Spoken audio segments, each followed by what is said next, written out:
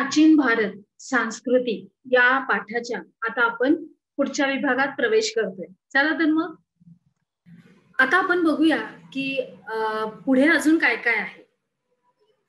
तर इसवी सनाच्या 7व्या शतकामध्ये होऊन गेलेल्या ब्रह्मगुप्त या गणित तज्ञानं लिहिलेल्या ग्रंथाचं अरबी भाषेमध्ये भाषांतर केलं गेलं. पुढे बघूया शिक्षणाची केंद्र. तर प्राचीन भारतामध्ये शिक्षणाची अनेक नानावलेली केंद्र होती आणि कोणती केंद्र होती ती आपण बघूया आता. आणि तिथं शिक्षण घेण्यासाठी परदेशातून सुद्धा विद्यार्थी येत असायचे. त्याच्यातली पहिलं विद्यापीठ आपण बघूया आता, त्याचा अभ्यास करूया आणि ते म्हणजे तक्षशिला विद्यापीठ. बरोबर आहे. आणि तक्षशिला हे प्राचीन भारतीय व्यापारी मार्गावरचं महत्वाचं शहर होतं. आता मला तुम्ही सांगा की आपण ह्याच्या अगोदरच्या उपक्रमामध्ये आपण बघितलं होतं तक्षशिला हे आत्ताचं कोणतं प्रदेश सांगा बरं मला? पेशावर. बरोबर आहे. पेशावर म्हणजे पेशावर हे कुठे आहे? पाकिस्तानामध्ये. तर सध्या हे स्थान पाकिस्तानामध्ये आहे आणि तेथे सापडलेला म्हणजे तक्षशिलेचं नाव काय पूर्वी होतं तक्षशिला आणि आत्ताचं त्याचं नाव आहे पेशावर. आणि पेशावर हा भाग पाकिस्तानामध्ये येतो. म्हणजे सध्या हे स्थान कुठे आहे? तक्षशिला विद्यापीठ पाकिस्तानामध्ये. आणि तेथे सापडलेल्या ह्या पुरातत्वीय पुराव्याच्या आधारेच इसवी सन पूर्व 6व्या शतकामध्ये हे वसावलं गेलेलं आहे. इथं ठिकाण त्याचं स्थापित झालेलं आहे असं आपल्याला आढळून येतं, असं आपल्याला दिसतं. आणि गौतम बुद्धाचा समकालीन असलेला जीवक नावाचा वैद्य तक्षशिला विद्यापीठातच शिकला होता. आता आलं लक्षात जीवक? बरोबर. चला पुढे जाऊया. तर ह्याच्यामध्ये या तक्षशिला विद्यापीठाची कीर्ती ही सर्वदूर पसरली होती. कोणत्या काळामध्ये? इसवी सन पूर्व 4थ्या शतकामध्ये पसरली होती. आणि मौर्य साम्राज्याचा संस्थापक चंद्रगुप्त मौर्य ह्याचं शिक्षण हे तक्षशिला विद्यापीठामध्ये झालं होतं. तर त्याच्यानंतर आपण पुढे बघूया. आपल्या मुद्द्यामध्ये असं लिहिलंय की व्याकरणकार पाणिनी, चरक हा वैद्य हे सगळी जण ह्या तक्षशिला विद्यापीठाचेच विद्यार्थी होते. कोण कोण सांगा? पणिनी, चरक आणि जीवक हे सगळे जण कुठल्या विद्यापीठाचे विद्यार्थी होते? तक्षशिला. त्याच्यानंतर आपण बघतोय थोडंसं की सिकंदराच्या बरोबर आलेल्या काही ग्रीक इतिहासकारांनी सुद्धा या तक्षशिलेचं वर्णन केलेलं आहे. काय? कोणत्या? बरोबर सिकंदर. सिकंदरच्या बरोबर जे लोक आलेली तर त्यातल्या सुद्धा काही लिहून ठेवलेल्या इतिहासकारांनी या तक्षशिलेचं वर्णन आपल्यामध्ये केलेलं आहे. आणि ग्रीसमध्ये कोठेही अशा प्रकारचं विद्यापीठ हे अस्तित्वात नव्हतं असं त्यांनी स्पष्ट लिहून ठेवलेलं आहे आपल्या ग्रंथामध्ये. तसंच आता दुसरा बौद्ध भिक्खू फहियान ह्याच्या अगोदर पण त्याचा आपण उल्लेख आपल्याला आलेला आहे आपल्या अभ्यासक्रमामध्ये.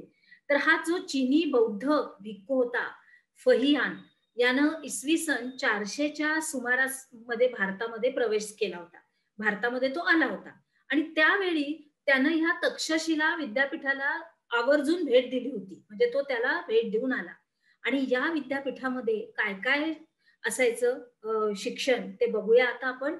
तर वैदिक वाङ्मय, बौद्ध तत्वज्ञान, अर्थशास्त्र, तर्कशास्त्र अशा विविध प्रकारच्या विषयांचं शिक्षण या विद्यापीठामध्ये दिलं गेलं जाईल. बरोबर आहे. आता आपले कसे विषय असतात? मराठी आहे, इंग्रजी आहे, गणित आहे, समाजशास्त्र आहे जे मी तुम्हाला शिकवते. त्याच्यानंतर आपलं विज्ञान आहे. तर हे अशा प्रकारचे जसे विषय असतात तसंच हे विषय सुद्धा या विद्यापीठामध्ये शिकवले जायचे. त्याच्यानंतर पुढे जाऊया. वाराणसी. वर्णा आणि असी या गंगेच्या 2 उपनद्या आहेत. कुठली पण आपण माहिती घेतो तेव्हा त्याचं थोडंसं पार्श्वभूमी पण आपल्याला बघावी लागते. तुम्ही असं म्हणाल की बाई एकदम हे कोणता विषय हाताळत होतो आणि आता आपण नद्यांमध्ये कसं गेलो? तर त्याचा उल्लेख असा आहे, की जेव्हा आपण कुठल्या विषयामध्ये किंवा कोणत्या पण मुद्द्यामध्ये प्रवेश करतो, तर त्याच्या अगोदर आपल्याला त्याची थोडीशी पार्श्वभूमी पण पाहिजे असते. जसं की उदाहरण छोटं घेतलं तर तुमच्या घराचं अंगण. तुमच्या घराच्या अंगणामध्ये तुम्ही झाडून काढता, त्याच्यानंतर त्याच्यावर पाणी मारता आणि त्याच्यानंतरच रांगोळी घालता. बरोबर की नाही?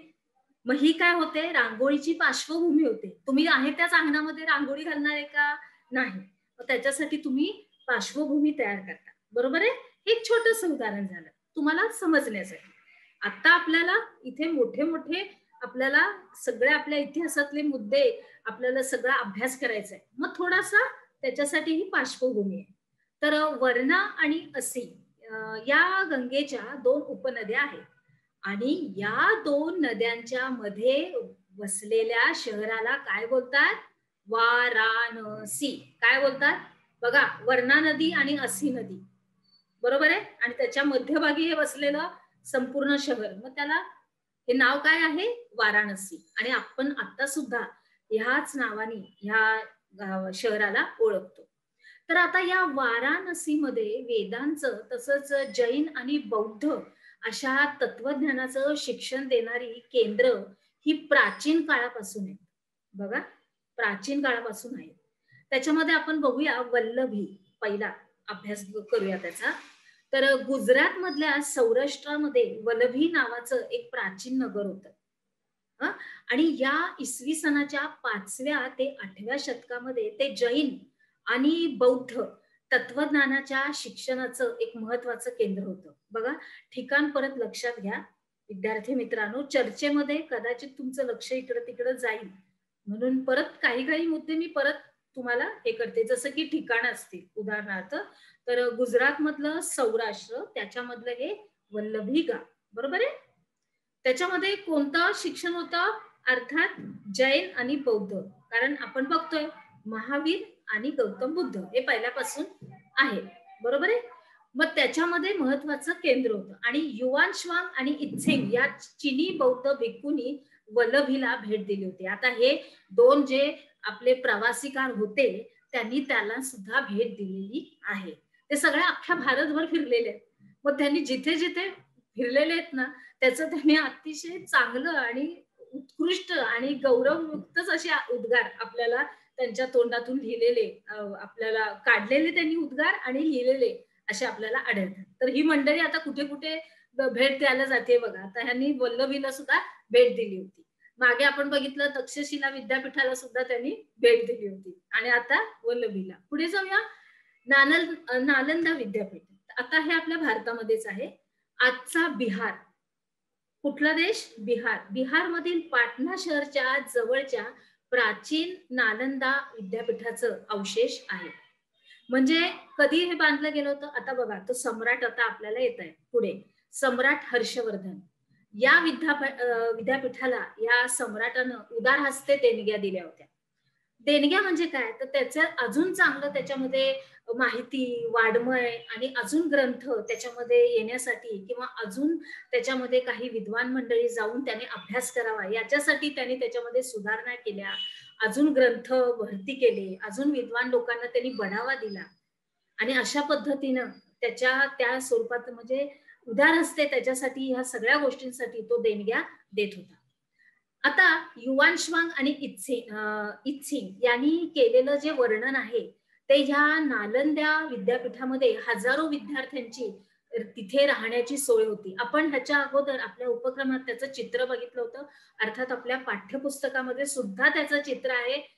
तर त्याच्यामध्ये त्यांनी पण वर्णन केलं होतं या आपल्या मंडळींनी युवान श्वांग आणि इत्सिंग, की त्याच्यामध्ये हजारो विद्यार्थी राहतील इतकी सोय होती. त्या ग्रंथालयामध्ये हजारो ग्रंथ होते आणि विद्यापीठामध्ये प्रवेश मिळवण्यासाठी प्रवेशद्वारापाशी विद्यार्थ्यांना एक परीक्षा द्यावी लागायची. म्हणजे त्या काळामध्ये सुद्धा त्याच्यामध्ये जेव्हा आपण प्रवेश करणार त्याच्या अगोदर एक परीक्षा द्यावी लागायची. बरोबर आहे? आता ह्याच्यामध्ये आपण बघतोय नालंदा विद्यापीठाची आपल्या मुद्रा दिसतेय. बघितलं? चित्र आहे, मी दिलेलं आहे. पुढे जाऊया. आता आपण काय शिकलो? तर तुम्हाला टिपा लिहायच्या आहेत नालंदा विद्यापीठ आणि तक्षशिला विद्यापीठ. आणि बघूया आता आपण आपल्या पुढच्या उपक्रमात अजून काय काय माहिती आहे आपल्यासाठी. चला तर मग.